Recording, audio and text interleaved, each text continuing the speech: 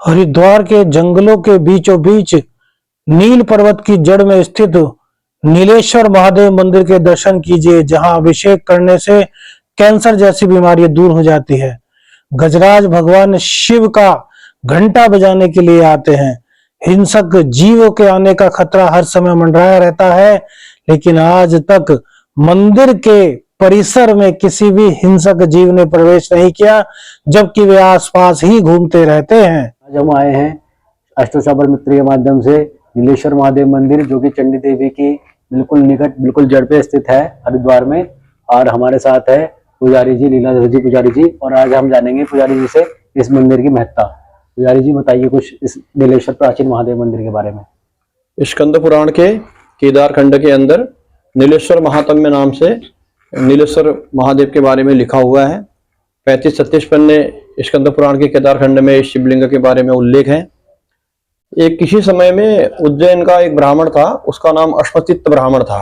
उसके माता पिता बचपन में ही मर गए थे, तो चोरी डकैती करता था। तो चोरी डकैती करने के उद्देश्य से वो हरिद्वार आया था।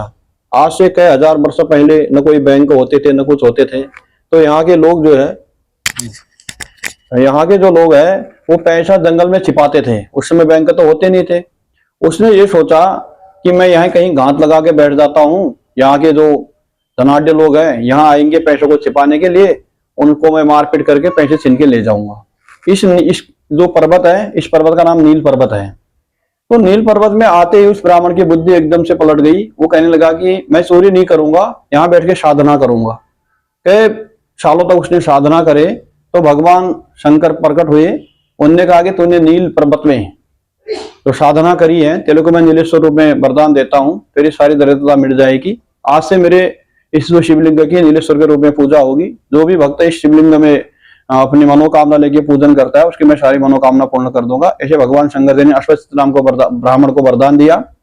दूसरा, शिव महिम्न स्तोत्र के अंदर हरिस्ते शाहस्त्रम कमल बलिमादाय पदयोर यदेको ने तस्मिन् निजमुदहर नेत्र कमलम गतो भक्त्युद्रेक परिणतिमसो चक्रवपुषा त्रयाणाम रक्षाय स्त्रिपुरहर जागरति जगताम। इस शिवलिंग पर भगवान विष्णु 1000 नील कमल प्रतिदिन चढ़ाते थे। तो एक दिन भगवान शंकर जी ने सोचा, भगवान विष्णु जी को भी अहंकार ये हो गया कि 1000 नील कमल, इतने दुर्लभ नील कमलों को इस शिवलिंग पर कौन चढ़ा पाएगा। तो 1000 गिन के लाते थे। प्रतिदिन एक भगवान शंकर के 1000 नामों के द्वारा इस शिवलिंग पर चढ़ाते थे। एक दिन शंकर जी ने भगवान विष्णु की परीक्षा लेने के लिए एक नील कमल कम हो गया, चुरा दिया। तो अब जब पूजा में कोई बैठता है, पूजा का नियम है कि पूजा के बीच में से उठना नहीं चाहिए। प्रतिदिन 1000 कमल चढ़ाते थे, 1000 नामों के द्वारा चढ़ा के चल देते थे। अब चढ़ाने लगे तो एक कमल कम पड़ गया। बड़े अफसोस में पड़ गए कि अब कैसे मैं पूर्ति करूं, पूजा से उठ नहीं सकता। इस समय एक नील कमल कहां से लाऊं, नील कमल यहाँ मिल भी नहीं सकता क्योंकि यहाँ की पैदावार नहीं है। उन्होंने अपने नेत्र को उखाड़ कर शिवलिंग में चढ़ा दिया। इसी शिवलिंग से भगवान नीलेश्वर महादेव ने भगवान विष्णु को सुदर्शन चक्र प्रदान किया कि तेरा जैसा मेरा कोई भक्त नहीं है, हरि और हर में कोई अंतर नहीं है। भगवान विष्णु को सुदर्शन चक्र भी इसी जगह पर भगवान शंकर जी ने दिया था। यह स्वयंभू है, किसी व्यक्ति के द्वारा स्थापित शिवलिंग नहीं है। 2 प्रकार के होते हैं, प्राचीन और पौराणिक। यह पौराणिक शिवलिंग है, किसी व्यक्ति के द्वारा स्थापित नहीं है। जब कोई व्यक्ति किसी मंदिर की स्थापना करता है, देखो प्राचीन हो सकता है, कोई कहेगा हमारे दादा परदादाओं ने हमारे मंदिर को बनाया है, इस मंदिर को, तो 200 साल 300 साल पुराने मंदिर को हम प्राचीन जरूर कह सकते हैं, पर उस मंदिर का पुराणों में उल्लेख नहीं हो सकता है। और इस शिवलिंग का किस समय पुराण लिखे गए थे, ऋषि मुनियों के द्वारा जिस समय पुराण लिखे गए थे, उस समय का पुराणों में स्कंद पुराण के केदार खंड में नीलेश्वर महादेव का महात्म्य का वर्णन है।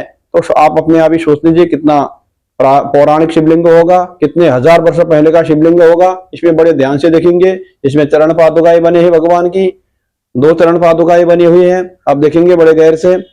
थोड़ा यहाँ पे शिवरात्रि में तो विशाल मेले का आयोजन करते हैं। हाँ, शिवरात्रि में 4 पहर की रात की पूजन होता है। प्रतिदिन शिवलिंग में यहाँ हमारे बहुत से भक्त लोग हैं, वो लोग प्रतिदिन श्रृंगार होता है। जैसे महाकालेश्वर में श्रृंगार होता है, उसी प्रकार से शाम के समय में प्रतिदिन श्रृंगार होता है भोलेनाथ का। सोमवार और प्रदोष, मास के शिवरात्रि में विशेष प्रकार का श्रृंगार होता है और शिवरात्रि वाले दिन तो दिन भर यहाँ भक्तों की बड़ी भीड़ लगी रहती है। फिर रात के समय भगवान भोलेनाथ का श्रृंगार होता है, पूरी रात 4 पहर की पूजन होती है। और पुराण में उल्लेख है केदारखंड के अंदर नीलेश्वर महात्म्य में जो भी भक्त इस शिवलिंग में चावल चढ़ाता है, 1000 बिल्वपत्र के द्वारा सहस्रार्चन कराता है। नीलकमल की तो महिमा ही क्या है, नीलकमल तक बहुत दुर्लभ चीज है कि कोई नीलकमल लेके शिवलिंग में 1000 नामों से अगर चढ़ा दे तो उसका तो बहुत बड़ा ही महत्वता है। और लोग यहाँ तरह तरह की कामना लेके आते हैं। जो भी भक्त जिस कामना के लिए शिवलिंग पे आता है उसकी सारी मनोकामना भगवान भोलेनाथ पूर्ण कर देते हैं। हम भी कई सालों से आके भगवान भोलेनाथ की शरण में पूजा अर्चना करते हैं।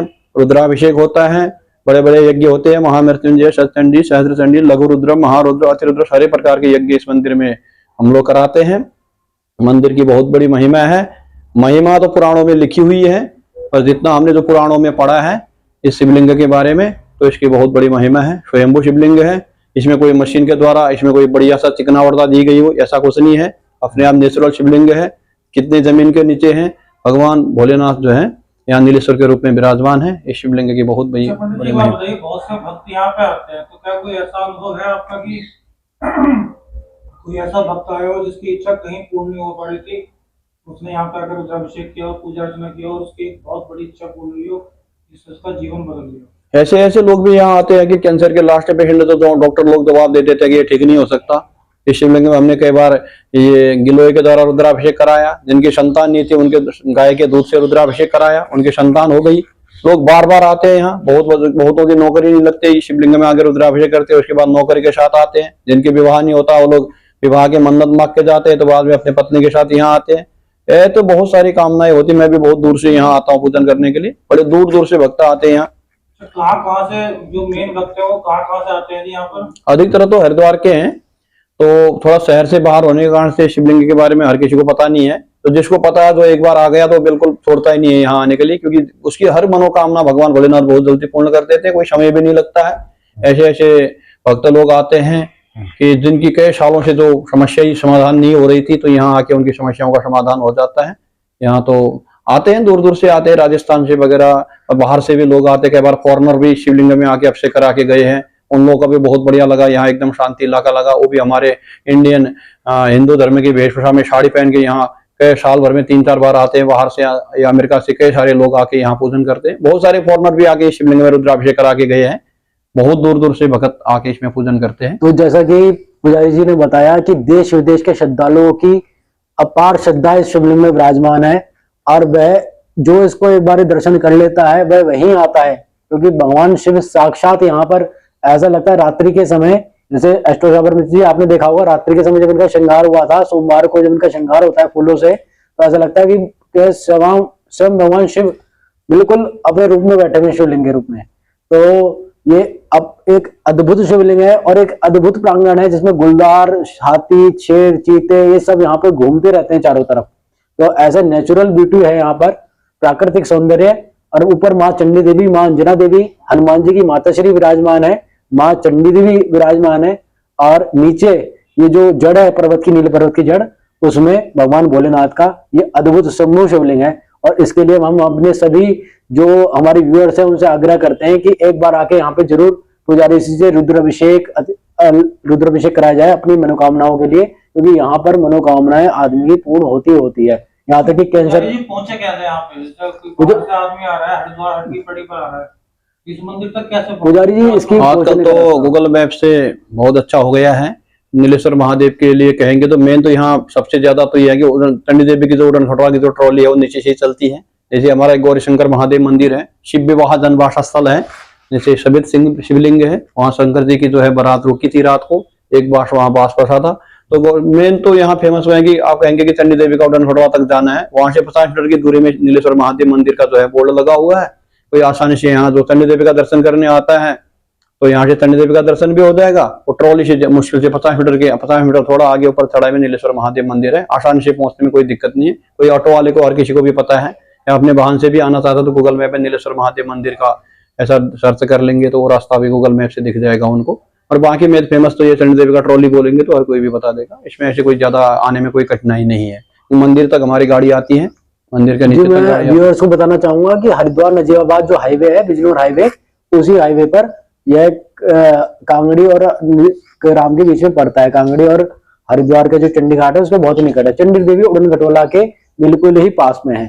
तो कोई भी जो भक्त श्रद्धालु है वो 10-20 रुपए ऑटो देकर चंडी घाट से 20 रुपए ऑटो देके नीलेश्वर महादेव मंदिर उतर सकते हैं।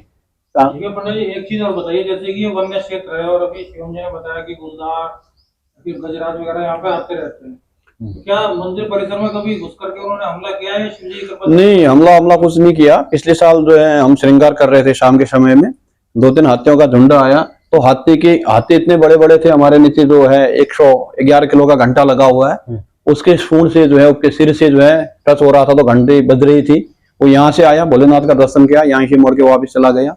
अभी बीच में हाथी बहुत सारे आए थे।